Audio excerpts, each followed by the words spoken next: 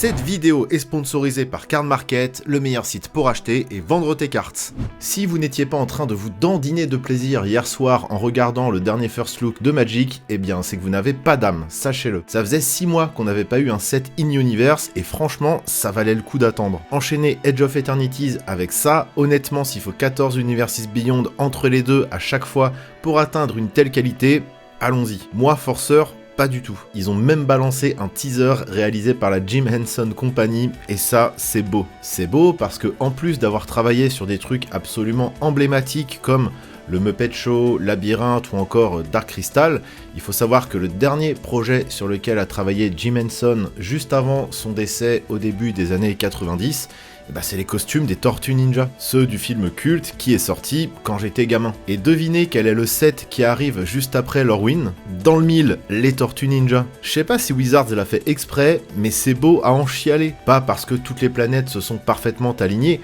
et que le destin nous a fait un clin d'œil à nous, les gosses des années 90, mais aussi parce qu'en plus de ça, le set a l'air de tout défoncer. Alors comme d'habitude, on va regarder tout ça et analyser un petit peu les cartes sous le prisme du commandeur multi, et on va commencer avec les deux précons. On n'a pas encore les listes, mais là, on a déjà un commandant élémental 5 couleurs. Aisling the Limitless pour 3 mana, dont un rouge, c'est une 2-3 élémental et sorcier. C'est évidemment une créature légendaire. Les élémentales qu'on lance depuis notre main ont un coût d'évoque de 4, et quand on sacrifie un élémental non token, on va en créer une copie sous forme de token. Le token gagne la célérité jusqu'à la fin du tour, et à la fin du tour, on doit le sacrifier à moins de payer Wooburg, donc un mana de chaque couleur. Donc là, ça veut dire que les ETB de nos élémentaux vont se déclencher 2 fois et qui vont attaquer au moins une fois. Et ça, c'est au minimum parce qu'en payant Wooburg, finalement, la créature va rester. Ça peut être rigolo d'évoquer des trucs comme le Vengeur de Zendikar, par exemple, ou Philas pour faire plein de boards, Beza, le Gardien Vert de Murasa, Cavalier de la Nuit, Regal Force, très rigolo aussi, Amarante Rugissante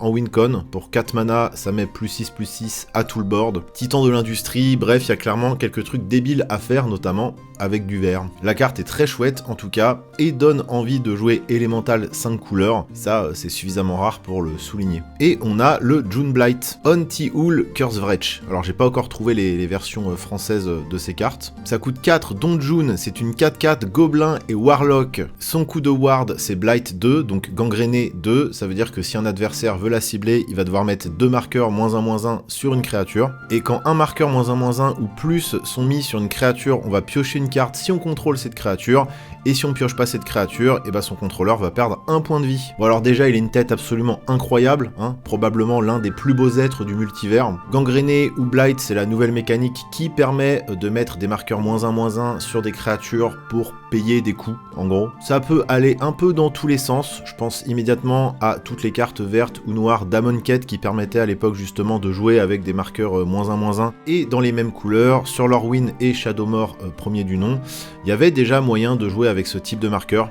Donc attendons de voir la liste, mais là il y a déjà quelques trucs qui coulent de source, je pense. Et bon sang, quelle tronche! Curieuse Colossale, pour 7 mana dont 2 blancs, c'est une 7/7 géant et guerrier. Quand cette créature arrive, chaque créature qu'un adversaire ciblé contrôle perd toutes ses capacités, devient un couard en plus de ses autres types et a une force et une endurance de 1/1. C'est tellement horrible pour le joueur qui va se la manger parce que clairement dans un deck aggro ou midrange qui piétine un peu, c'est finito. C'est le genre de carte qui va bien calmer l'arc ennemi autour de la table. Parce que même si elle se fait gérer, en fait elle a déjà fait le travail, les créatures restent des 1/1, c'est pas juste tant qu'elle est là, c'est définitivement des 1/1 couards. Après c'est un peu cher et c'est vraiment brutal que pour un seul joueur quoi. Et ouais, tu te manges ça en face, en limité, c'est dur. En tout cas, en termes de flavor pur, la carte est trop cool, c'est un petit banger. Imposteur de la hard. Bon, celle-là je vous la passe vite fait, c'est juste pour le visuel. Saurez-vous retrouver le change-forme sur cette image ? Moi non. Donc ça peut protéger un truc sur votre board dans un deck tribal par exemple, si vous avez besoin. Apparentage, pour 5 mana dont 2 blancs, c'est un enchantement qui dit les créatures que vous contrôlez gagnent +X/+X, X étant le nombre de créatures qui sont arrivées sur le champ de bataille sous votre contrôle ce tour-ci. Et au début du combat pendant votre tour, créez un jeton de créature 1/1 verte et blanche sans Gami. Alors avec ça, vous êtes sûr que votre board prend au moins +1/+1 par tour. Alors j'espère plus, sinon ça sert un peu à rien vu le coût en mana de la carte. C'est vrai que c'est cher et je pense qu'il y a de meilleurs moyens de buffer son son board dans des decks Winnie aggro ou Boros aggro. Derrière, faut être sûr de pouvoir bien flood le board justement avec plein de tokens par exemple. Et là, ça peut devenir vraiment savage, voire c'est une win-con. Genre dans Kai'Zar, c'est débile, mais Kai'Zar est déjà complètement débile de base, donc enfin bref, c'est des stratégies où il y a déjà pas mal moyen de booster le board, donc Rhys l'Éternel pour 2 mana, dont un blanc, c'est une 2/2 créature légendaire elfe et guerrier. Ça le flash, quand Rhys arrive, une autre créature ciblée que vous contrôlez acquiert la persistance jusqu'à la fin du tour, et on peut payer un blanc et l'engager, et retirer n'importe quel nombre de marqueurs d'une créature ciblée que l'on contrôle, et on active qu'en rituel. Alors j'ai vu beaucoup de sorts de protection dans ce qui a été révélé là hier soir, mais aussi dans les autres cartes là qui ont été leaks, et ce nouveau Rhys en fait partie. D'ailleurs c'est la première fois qu'on a un Rhys mono blanc. Il va purifier vos créatures de leur vilain marqueur -1/-1, par exemple celle que vous venez de sauver. On pourrait aussi retirer les marqueurs stun.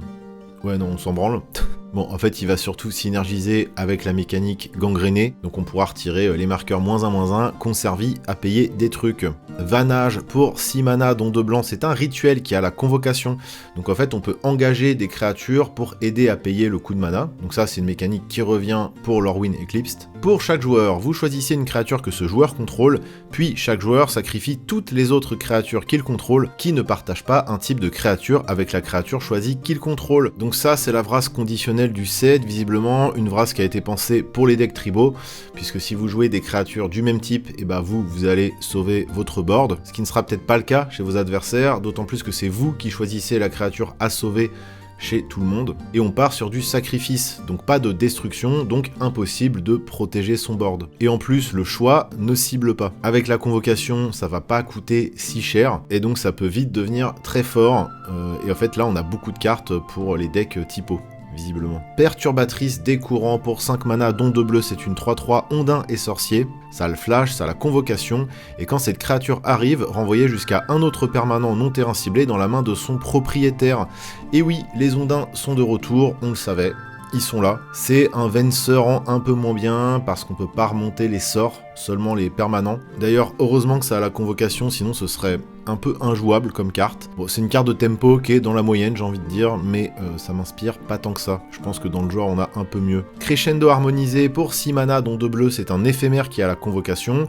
On choisit un type de créature et on pioche une carte pour chaque permanent de ce type que l'on contrôle. Bon, bah voilà, là on a la carte pour les ondins qui va faire piocher un max. Encore une carte qui va rentrer dans des decks tribaux avec du bleu. Hein. Ça confirme ce que j'ai dit il y a 2 minutes. Forme miroir, encore un éphémère à 6 mana avec 2 bleus. Chaque permanent non terrain que vous contrôlez devient une copie d'un permanent non aura ciblé. Alors, dans le bon setup, non seulement ça, je pense que c'est une win-con, mais l'effet est définitif. C'est pas marqué jusqu'à la fin du tour. Donc vraiment, ça peut faire des grosses bêtises. Tous mes écureuils deviennent des Craterhoof Behemoth. Bon, normalement, Craterhoof, ça fait gagner quand on le pose, mais dans le doute, voilà. En réponse à une Vrasse, tout mon board devient des Blood Artists. Oui, parce que je répète, c'est en éphémère, donc c'est vraiment fort. Bon bref, il y a 1 milliard de trucs absolument débiles à faire avec ça, je pense, donc mettez-moi vos idées en commentaire. Là tout de suite, moi j'ai rien d'autre qui me vient. Le Planeswalker de l'extension, c'est Oko Noble Féal de Lorwyn, et de l'autre côté, car il se retourne, Oko Sion de Sombreland. Il arrive avec 3 de loyauté, et au début de la première phase principale, on peut payer vert pour le transformer. Son +2 jusqu'à une créature ciblée acquiert tous les types de créatures. Le +1, une créature ciblée gagne -2, -0 jusqu'à notre prochain tour. Et de l'autre côté, c'est la même chose. Pour le transformer, il va falloir payer un bleu. Le -1, mêlez 3 cartes et vous pouvez mettre une carte de permanent parmi elles dans votre main. Le -3, créez 2 jetons de créatures 3/3 vertes élan. Et le -6, choisissez un type de créature, vous gagnez un emblème avec les créatures que vous contrôlez du type choisi, gagne +3/+3 et ont la vigilance et la défense talismanique. Un ulti qui va aider quoi? Les decks tribaux. Je pense qu'on a compris un petit peu l'orientation du set. Oko qui se transforme de plus en plus en chanteur de K-pop. Alors on sait que vous essayez de nous y habituer à Hasbro, mais ça ne passera pas. Non, ça ne passera pas. Ce Oko, il va un peu dans tous les sens. Il se protège un peu avec son +1, en tout cas en 1v1. C'est vrai qu'en multi, les Planeswalkers, c'est quand même un peu plus faible. Hein. J'ai pas l'habitude d'en jouer beaucoup. Le +2, j'ai du mal à voir tout de suite là à quoi ça peut servir, parce que de base, quand tu joues un deck tribal, toutes tes créatures sont déjà du type choisi. Alors je sais que c'est pour jouer avec le côté changelin, etc. Donc à voir. Bon d'ailleurs les visuels de Sohoko en vrai sont absolument géniaux. Hein. Bon il est très beau, mais moi il m'inspire pas plus que ça. Next. Frappe brille pour 6 mana, dont 2 bleus. Encore, c'est une 3-3 élémentale qui a le vol. Et elle a éclatant. Donc éclatant, c'est un effet qui va jouer en fonction du nombre de couleurs parmi les permanents que vous contrôlez.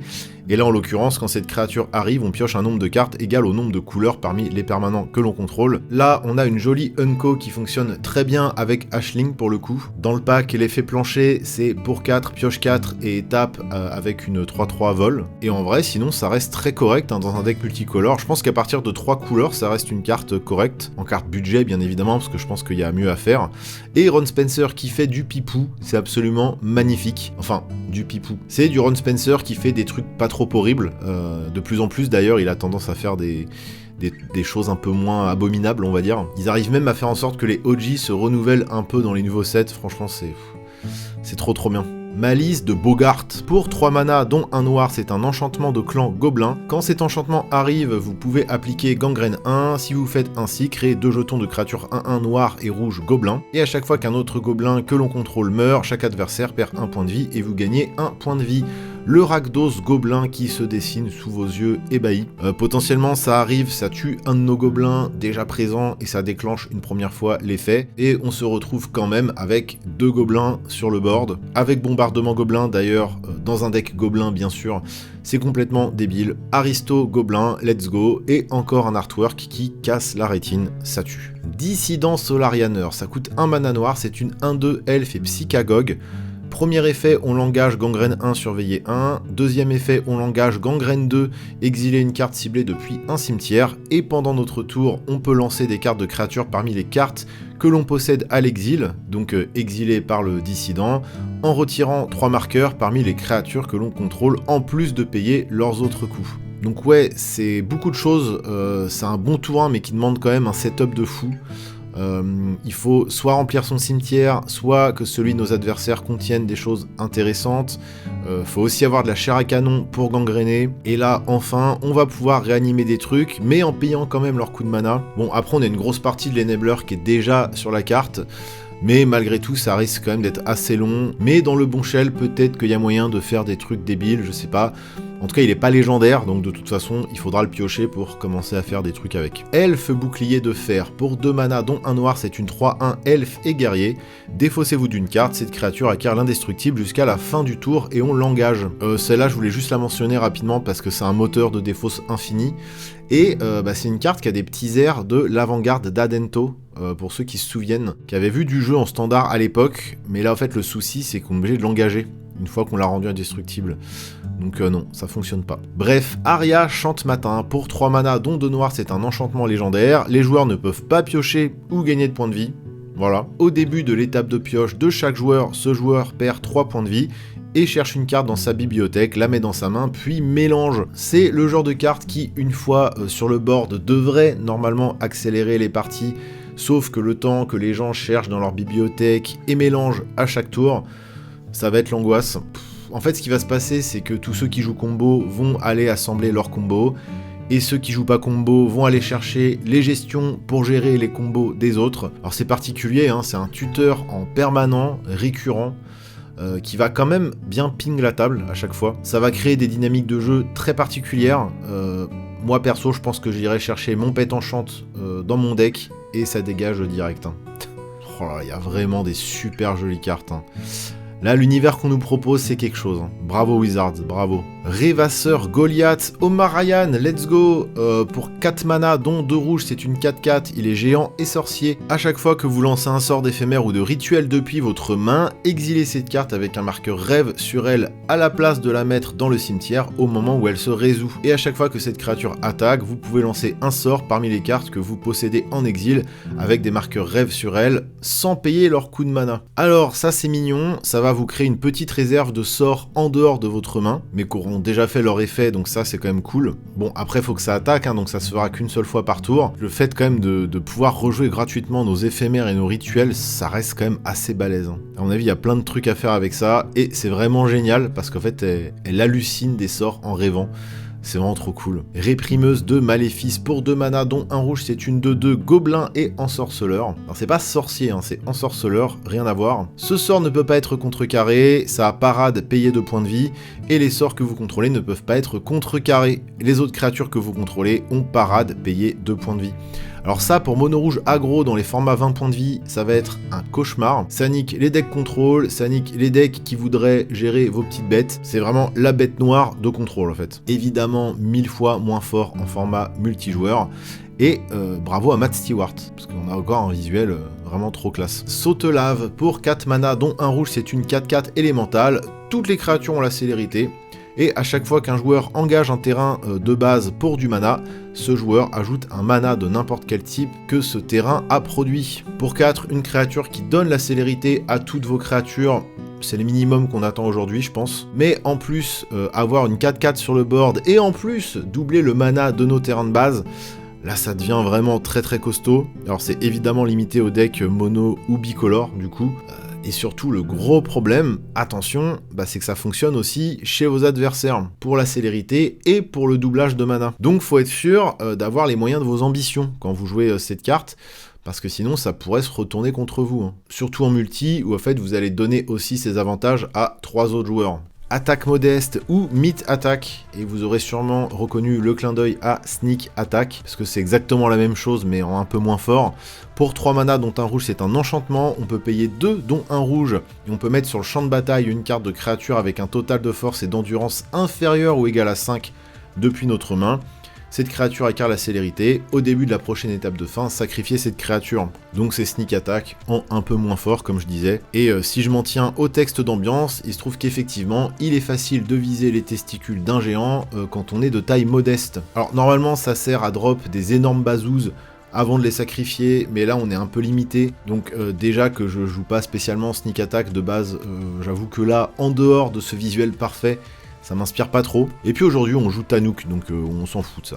Éveilleur de l'aurore, pour 7 mana dont un vert, c'est une 7/7 piétinement géant et druide. Quand cette créature arrive, révélez les cartes du dessus de votre bibliothèque jusqu'à ce que vous révéliez X cartes de permanent, X évidemment étant le nombre de couleurs parmi les permanents que l'on contrôle, et on met sur le champ de bataille n'importe quel nombre de ces cartes de permanents, puis on met le reste des cartes révélées en dessous la bibliothèque, dans l'ordre de notre choix. Alors lui, évitez de le jouer en mono vert, évidemment, parce que si pour 7 vous rampez juste de un terrain, c'est un peu les boules, donc faut vraiment essayer de rentabiliser son coût prohibitif. Il y a un seul pipe vert dans son coût, donc c'est facile de le jouer dans des decks 3, 4 et pourquoi pas 5 couleurs, parce que au pire, le pire qu'il peut faire, c'est faire ramper de quelques terrains, et si vous avez un peu de chance, vous révélez vos autres tons, et en avant la musique quoi. Donc ça peut être joué dans des gros decks dragons, je pense que ça passe, dans des gros decks qui jouent des grosses créatures quoi, dans Saskia, allez hop, même dans Oulalek, en fait, ça passe, hein, allez. Bref, il est rigolo, il a une bonne tête, et il faut faire des trucs avec, là. Même en landfall, hein, si on révèle 5 terrains, hop, c'est gagné. Hein. Ouais, en landfall, ça fait v'là les trucs, en fait. Hein. Marraine des Floraisons, avec le retour de Éclatant, on a cette réédition très bienvenue de Marraine des Floraisons, qui coûtait un bras. Pour 2 mana, dont un vert, c'est une 1/1 elfe et druide, et on peut l'engager. Et pour chaque couleur parmi les permanents que l'on contrôle, on ajoute un mana de cette couleur. Ai-je besoin de préciser en quoi c'est fort dès que vous jouez plus d'une couleur? Non. Champion des parfaits, pour 4 mana, dont un vert, c'est une 6/6, elfe et guerrier. En tant que coup supplémentaire, pour lancer ce sort, contemplez un elfe et exilez-le. Donc pour contempler, on doit présenter un elfe de notre main, ou il faut avoir un elfe sur le board, et là ensuite on l'exile. Donc quand même, on s'autogère un elfe, et à chaque fois qu'on lance un sort de créature, on pioche une carte. Quand cette créature quitte le champ de bataille, renvoyez la carte exilée dans la main de son propriétaire. Alors on va devoir se débarrasser d'un elfe, mais une 6/6 pour 4 qui fait piocher à chaque fois qu'on lance un sort de créature, c'est hyper fort. C'est quasiment chuchoteur de bête amélioré, qui en plus de ça, va faire virtuellement piocher une carte quand elle va mourir. Seul défaut, et pas des moindres, ça se limite au deck elfe, qui sont déjà très forts. Changelin Mâcheur, pour 3 mana dont un vert, c'est une 1/2 change-forme qui a le changelin, donc elle est de tous les types. Et quand cette créature arrive, détruisez jusqu'à une cible, artefact ou enchantement. Petite amélioration du déjà excellent Sage du Reboisement, parce que oui, c'est littéralement la même chose, sauf que la créature a tous les sous-types. Donc ça s'adapte mieux à certains decks. Et puis franchement, je préfère voir cette tête quand je pioche que l'autre. Protecturge dévoué pour 5 mana, dont 2 verts, c'est une 4-2 elfe et guerrier avec le flash et la convocation. À croire que s'ils mettent pas le flash et la convocation dans cette extension, ça va les tuer. Quand cette créature arrive, choisissez un type de créature, les autres permanents que vous contrôlez de ce type acquièrent les défenses talismaniques et l'indestructible jusqu'à la fin du tour. Encore une fois, les decks tribaux se font rincer. On a une espèce d'intervention héroïque sur pattes pour les decks tribaux. Ça a le flash évidemment et on peut payer en le convoquant. Donc c'est beaucoup plus facile à caster. Normalement, si on a envie de jouer une héroïque intervention, c'est qu'on a un peu de board. Donc on devrait quand même avoir quelques créatures pour aider à payer les 5 mana. Et puis en plus, on a une 4-2 avec 2 sous-types pas dégueux. Elfe et guerrier. Bah oui, c'est fort dans les decks tribaux elfes. Et puis pas que d'ailleurs. Pas que, parce que ça reste une héroïque intervention dans n'importe quel deck tribal. Tristan, cultivateur sans cœur, qui se transforme en Tristan, abatteur, pénitent. Alors, je sais pas si les gens auront la ref, mais il y a quand même Tristan et pénitent dans le même nom de carte. Voilà. Pour 3 mana, dont un vert, c'est une 3-4 elfe et druide qui a le contact mortel. À chaque fois que cette créature arrive ou se transforme, on meule de 3 cartes, puis s'il y a au moins une carte d'elfe dans notre cimetière, on gagne 2 points de vie. Au début de la première phase principale, on peut payer un noir, et si on fait ainsi, on le retourne, et derrière c'est exactement la même chose, sauf que quand il déclenche son effet, on peut exiler une carte d'elfe depuis notre cimetière, et dans ce cas, chaque adversaire perd 2 points de vie, et pour le re-retourner, cette fois, il faut payer un vert. Donc là déjà, rien que pour le body avec le contact mortel, il est assez costaud. Après, d'un côté comme de l'autre, il n'y a pas de grands changements, mais c'est vrai que selon, en fait, si on est au recto ou au verso de la carte, on a un mood un peu différent. Donc, en fait, un mood nocturne et un mood plus lumineux, comme le plan de Lorwyn, finalement. Et là, on va voir, en fait, qu'avec Tristan, on peut soit gagner des points de vie, soit en faire perdre. Ça va quand même être un très bon moteur à meule en Golgari. Pour seulement 1 mana à chaque fois, vous allez meuler de 3 et potentiellement gagner ou faire perdre des points de vie. Abrise, première année éloquente. Donc elle doit nous venir de Strixhaven. Ça coûte 2 mana hybride blanc-noir. C'est une 1-1 vol initiative lien de vie. Elle est oiseau et barde. Quand elle arrive, jusqu'à une créature ciblée perd toutes ses capacités et on met un marqueur vol, initiative et un marqueur lien de vie sur cette créature. Bon, déjà, elle est légendaire, donc peut-être qu'on peut en faire un deck Voltron.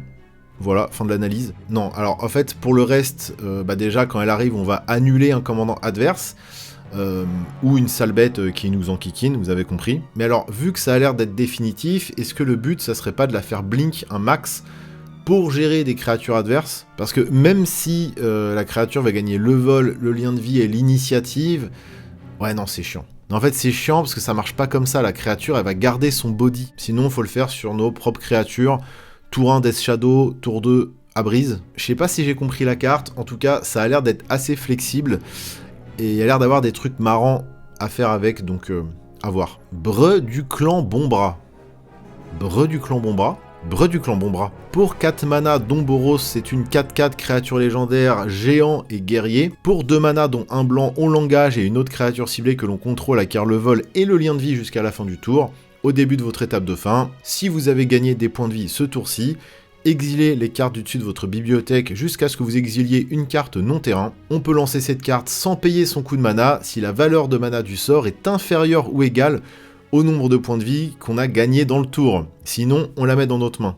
Heureusement, on peut la piocher, la carte. Encore un commandant qui permet de cheater nos sorts, basé cette fois sur le gain de points de vie. L'art est sublime, le design est super élégant, je trouve. Jesper Icing, évidemment. Donc elle-même va donner le vol et le lien de vie, donc on est quasi sûr de déclencher son effet au moins une fois par tour quand elle est là, et donc de piocher, voire de lancer un sort gratos. Ça me titille dans le bon sens. Navigateur des voies profondes, ça coûte blanc plus bleu, c'est une 2-2 ondin et sorcier, ça a le flash. Une créature sur 2 a le flash dans cette extension. Quand cette créature arrive, dégagez chaque autre ondin que vous contrôlez, et tant que vous avez attaqué avec au moins 3 ondins ce tour-ci, ce qui est très facile quand on joue tribal ondin, les ondins que vous gagnez gagnent plus 1, plus 0. On avait anticipé Kazorius Ondin, ça allait être fort. Il y a des decks Ondin aggro qui vont être, je pense, bien sales en standard. Probablement. Alors moi, ça me donne presque envie de monter un commandant Ondin Azorius. Alors faut que j'avais dit que j'arrêtais de jouer des decks Azorius. Bon, pour l'instant, c'est un peu limité, mais à voir une fois qu'on aura vu toutes les nouvelles cartes. Voilà, en plus avec ce genre d'art sublime, un petit deck simple, efficace et beau. Hop là. Ah, c'est très joli. Hein. Moi, j'avais joué un petit peu Ondin mono bleu ou Ondin simique, il fut un temps. Et là, du coup, j'ai envie de jouer Ondin Azorius. Mais j'ai dit que j'arrêtais de faire des decks Azorius car je ne fais plus que ça de ma vie. C'est un peu triste de voir la vie en blanc et bleu. Commandement de larve, ça coûte 5 mana, dont Rakdos, c'est un rituel de clan gobelin. On peut choisir 2 effets, donc on va créer un jeton qui est une copie d'un gobelin ciblé qu'on contrôle, ou les créatures qu'un joueur ciblé contrôle vont gagner +1/+1 et acquièrent la célérité jusqu'à la fin du tour, ou on détruit une cible, artefact ou créature, ou un joueur ciblé meule 5 cartes, puis met chaque carte de gobelin meulé de cette manière dans sa main. Donc on l'avait dit, hein, c'est le retour des sorts de clan, notamment avec un nouveau cycle de commandement. On avait déjà vu le IZ qui était lié aux élémentaux, et là on a le Rakdos qui est lié aux gobelins du coup. C'est vraiment pas terrible en dehors d'un deck gobelin. Supposons même qu'on prenne les 2 effets qui touchent pas aux gobelins. Pour 5, c'est quand même un peu cher. Bon, c'est toujours marrant quand Wizards nous dit les archétypes, c'est par là. Mais bon, l'art est très joli, donc voilà, ça se collectionne en tout cas. Brillance, regardez-moi ça, c'est juste parfait. Pour 5 mana, dont 2 mana hybrides, Grul, c'est une 4/4 élémentale et incarnation. Quand cette créature arrive, si 2 rouges ont été dépensés pour la lancer, elle va infliger 3 blessures à n'importe quelle cible. Et quand cette créature arrive, si 2 verts ont été dépensés pour la lancer, cherchez dans votre bibliothèque une carte de terrain, révélez-la, mettez-la dans votre main, puis mélangez. Et on gagne 2 points de vie. Et ça a un coût d'évocation de 2 mana hybride. Donc là, on va voir qu'on complète petit à petit les cycles des incarnations bicolores. En gros, c'est une 4/4 pour 6 qui peut foudroyer n'importe quoi et piocher un terrain, en gros. Là où c'est costaud, c'est qu'en début de partie, on peut l'évoquer pour piocher son terrain ou faire une foudre pour 2. Donc c'est assez versatile, ça fait plein de petits trucs. En format 20 PV, ça va sûrement permettre plus de choses, mais en format one-off, j'ai un peu plus de doutes sur la carte. Quoique tu vas bolt un petit machin, après tu pioches ton terrain et t'as une 4/4 pour 6 sur le board. Est-ce que ça intègre des vraies stratégies en EDH? Je suis pas certain, même si sur le papier ça fait tout bien, hein, mais je... En tout cas, normalement, on pourra l'évoquer pour 4 mana avec Ashling et faire 4 effets, normalement. Après, rien que pour le visuel, faudra la jouer de toute façon. Franchement, la direction artistique du set est à couper le souffle. Ça y est, il est vraiment loin derrière nous, le Magic un peu fade des années 2010. Tous les visuels ont un vrai cachet, on sent que les artistes se sont bien lâchés et que Wizards a donné les bonnes directives. C'est vraiment une extension dépaysante qui met en valeur le travail original des artistes. Et ça fait tellement plaisir. Les lands, notamment les full art en mode jour-nuit, sont dingues. Les special guests en mode découpe sont chouettes également. Ça valait le coup d'attendre. J'attends vos retours en commentaire et je vous invite à devenir membre de la chaîne en cliquant sur rejoindre juste en dessous la vidéo pour toujours plus de contenu exclusif. Merci à celles et ceux qui peuvent se le permettre. Vraiment, vous imaginez pas comme ça motive. On se revoit bientôt.